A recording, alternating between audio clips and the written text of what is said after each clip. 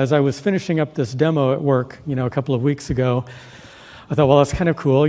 We've showed you how to put all this together, but it's a little dry. It's text on a display here. We're just pressing some buttons, and I thought it would be fun to do something a little more interesting with this. So I emailed some folks in the IoT space and said, hey, what would be a good gadget we could maybe hook up to this and do something with.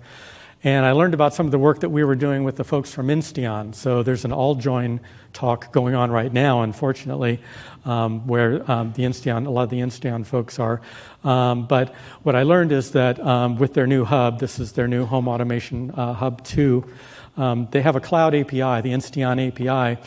Turns out that's really easy to use. So in just a couple of hours with some sample code that the Insteon folks sent me, what I did was take that sample app and just extend it a little bit. So I wrote a little client wrapper for their API.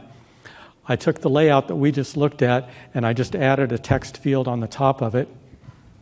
And then I added some code to go reach out to my home automation network. And I've got 2 Insteon switch modules here on stage. So I'll fire up this app. And now we're going to authenticate with Insteon. So I've got the credentials here for the network that I set up. And we're connected to the band. I'll go log in to Insteon. And you can see it found both of my switches. And it knows the name. So it's actually enumerating over the devices that we got back. We've got the name.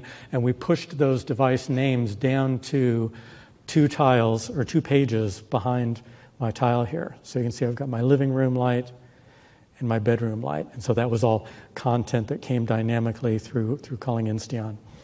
So if I turn this on, there's one light.